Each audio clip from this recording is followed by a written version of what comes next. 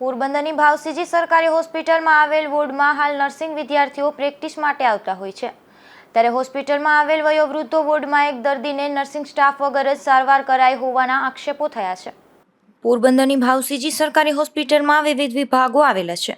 આ વિભાગોમાં અનેક દર્દીઓ સારવાર માટે આવતા હોય છે, પરંતુ હોસ્પિટલના વોર્ડમાં રહેલ નર્સિંગ સ્ટાફ અહીં પ્રેક્ટિસ માટે આવતા નર્સિંગ વિદ્યાર્થીઓ પાસે સારવાર કરાવતા હોવાની ફરિયાદ ઉઠી છે. હોસ્પિટલમાં આવેલ વયોવૃદ્ધો વોર્ડ સહિતના વોર્ડમાં હાલ મોટા ભાગે નર્સિંગના વિદ્યાર્થીઓ જ સારવાર કરતા જોવા મળે છે.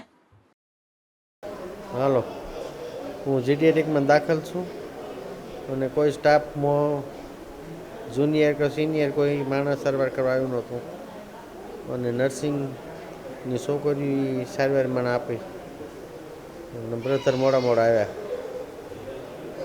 જીડીએટિકમાં છે નાથાભાઈ કરમભાઈ ગુડિયા, સ્ટાફમાં નોકરી કરું છું બેસરમાં.